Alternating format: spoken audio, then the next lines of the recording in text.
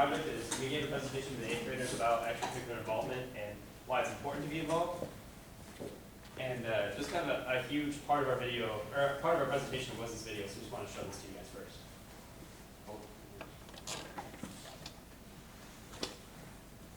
So I joined Key Club when I was a freshman because I thought it would be another cool thing to add to my resume.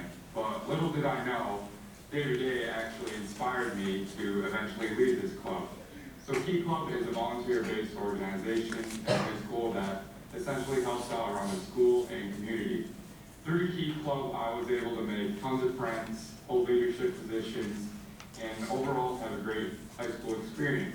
They actually taught me what I wanted to do in life, and that's why I'm gonna try and aim to be a physician, because I just love serving others.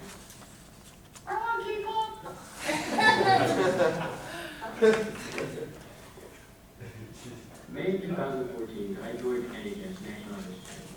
NHS is a high school organization that aims to help people and build character and leadership into their students. Soon after joining NHS, I learned I could be a senior rep. A senior rep is basically a person who can join the fundraising committee, service committee, and the publicity committee. I personally wanted to join the fundraising committee because I like the idea of creating new projects to help fund NHS and the things that it does. I feel like I am more prepared for college because now I know what I actually want to do, so I could quickly go into my major, my area, and start working towards my career.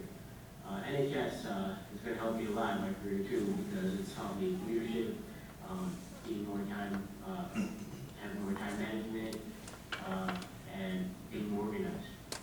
NHS is great.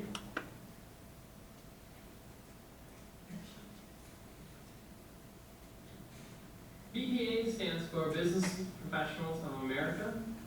I joined BPA my sophomore year of high school because I was taking a digital media class, and my advisor, Mr. Onstadt, recommended that I try it out, gain more video experience, and because he thought it would be just good for me to do. And through the help of advisors and upperclassmen, I gained several success at the regional, state, and even at the national level, and learned that I was pretty good at this stuff, and I could make a living doing it, and most importantly, that I love to do it. And because of BPA, I currently am working as a graphic designer for a local company in Mount Pleasant. I've done several projects for different entrepreneurs that have come in looking for promotion, graphic design, and web development, and I really owe it to my experience in BPA.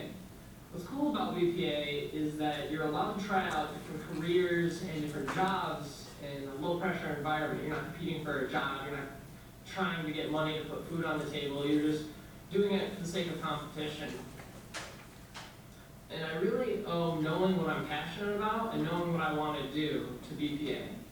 Because I went through and learned what I love to do in BPA, the pressure's off to know like what I'm going to go to college for. I've already picked a job, or I've already picked a college that will prepare me for a job in that field. And it's really because I chose my sophomore year to do BPA that I'm ending up going to school for something that I love.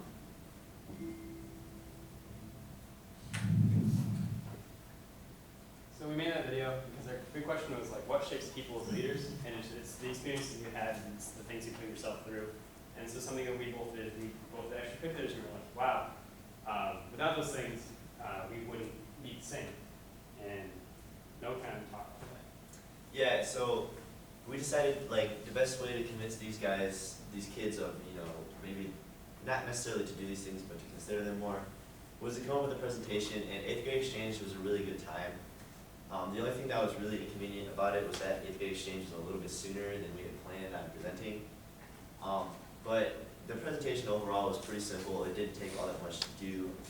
And like our main focus was not only to, we had that video that talks about the benefits of it. We had some graphics here that showed, you know, like academic improvements or college acceptance improvements.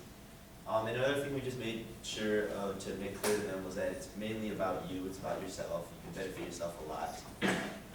But yeah, like a little bit bump in the road, it was a little too soon, and presenting skills, you know, like in terms of getting the auditorium ready, getting microphones set up, having someone handle the booth. There was a couple bumps on the road. You know, the first presentation wasn't quite as good as the second one, but And in the second one, they didn't play the video from the beginning, but overall, the message was put across. You got everything through. It was hard because, I mean, we found out that we were gonna do, like, we were gonna end up presenting 8:30 exchange on like a Thursday, 8:30 exchange is that next Tuesday. So we had to like, we're like, oh man, we need to make this video, and we did our research on that, because we started kind of gathering stuff, but we didn't know how soon it was gonna be. So like Noah said, we went through and introduced some pictures of us presenting, and, I mean, we were just trying to reach the kids that were like us, like the 10 to 20 kids that were like, you know, I wanna do sports, sports is sweet, and that's that was my focus, that was my aim, and I mean, that's what you went through with 8:30 exchange, right? Yeah, exactly. Like, you show up to 8th grade exchange, you don't care about any of that stuff except for the, like, one or two things, and you don't really think about the other things. And I feel like there are maybe, like, those kids in the middle who are just kind of like, well, I kind of want to do this, but I don't know if my friends are going to do this, I don't know if I think this is cool, I don't know if it's going to benefit me at all. Those kids who were kind of on the fence, thought they might enjoy it, but weren't doing it for some other reason. We tried to, that was our main target audience, was to submit those guys. And a couple kids, I really thought, I noticed a difference. Some of the booths that weren't as popular when I was in 8th grade are a lot more popular this year. I mean, I don't know if that's just the clubs being a lot better, but to me it seemed like there was at least a sizable impact. So just things that we learned is like when you do something like this, you kind of just have to like go and do it, because we had this nice plan of like, okay, we'll probably start around this time, we need to gather information, but that's not what happened. That's not what happened at all. It's like, boom, we gotta go, we made all our stuff, and we needed to do it, and we did it fast, and like it was cool because Mrs. Bush really helped us out, and that was awesome. Without Mrs. Bush, it wouldn't have happened at all. Because Christian was really awesome because he taught us how to use his camera and make the video and everything, which is something none of us know how to do. So it's just, I guess in the future, if we were to do something like this again, like the next time I give presentations for a large group like that, it would just be, like really nailing down the timeline, and like this is how it's actually gonna happen. Yeah, and another thing too is like presenting is something like you practice a lot throughout high school, but it's still something you should practice more and more and more. That's something you can always get better at. I feel like when you present in front of that many people, sometimes you start to talk a little too fast or things like that. But it wasn't like, it didn't affect the message at all, but something that maybe you should work on. Thank you.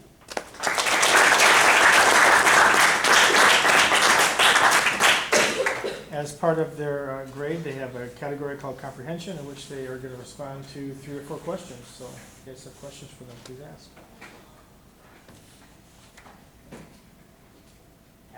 Okay, I watched you guys at the 8th grade exchange and I thought you did a really good job. I just wondered if you, after you did your presentation, did you guys, actually go out and talk to any of the kids and encourage them to, look at other booths? Yeah, I ran the track booth, so I was kind of there for doing exactly what we were encouraging. We weren't encouraging to not do sports, but we were kind of saying hey, try out other things. So I was there kind of stuck into that. No one around in between Senate and DTA club into that, and Yeah. I don't know. It's hard because the way 8th grade exchanges, it kind of intimidates them because it's in the music hallway with all this There's people are no walking space through at there, all. so It's it's like a tiny hallway. and you're yelling at kids hey, look, go try this, go, do it. But yeah, so we did that. It's just the format is kind of strange. Kate. So how did you guys, did you go through a selection process of the clubs that you wanted to talk about? You talked about BPA, Key Club, and NHS, but I mean, there are a lot of clubs in Mount Pleasant. Yeah. What's some of your reasoning behind? Well, we had a slide that was in our you can't really see, it's in the screenshot of the presentation. It kind of has TED Ed Club up there, it has Key Club, it has Project Limit, and there's some other stuff. And it was just we tried to focus on things that don't get a ton of exposure, and then the stuff that's like music and sports is those are the things kids look for. But other stuff is one of my regrets is I did BPA sophomore year but not freshman year because I didn't know what it was and I was afraid of getting overloaded and it was this big scary thing.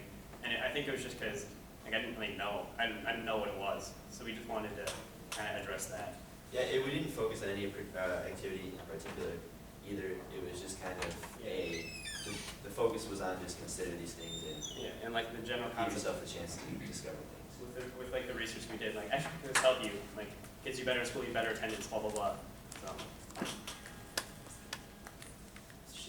Yeah, did you guys find that middle school students tend to pay attention to you a little bit more because of your age versus the adults that are there running the program? Or not? I mean, it depends on the audience. A lot of the times, there are some portions of middle school students, it's inconsistent. Some of them do pay attention really well because, I'm in a high school age, I'm almost an adult, so I feel like they want to pay attention to me more. But I also feel like they're a lot less likely to take what we say to heart. Right around that age is where you're kind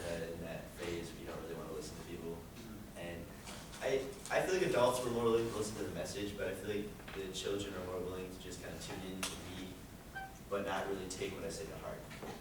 What I thought was interesting was we talked about stuff and we showed some graphs and whatever, but when kids were talking to me afterwards and we were like, they were asking questions or whatever, a lot of it was based on the video. So I thought that was interesting that that's like a very friendly mode of communication that they're used to. And I think, I don't know if it's a generational thing. I mean, I'm the same way, but I don't know if older generations are like that or not. But I think something I learned is like videos are very powerful. Like we didn't make an incredible like, you know, it was 3 interviews in the same spot, but it was useful. You know, so I thought that was cool. Great, thank you.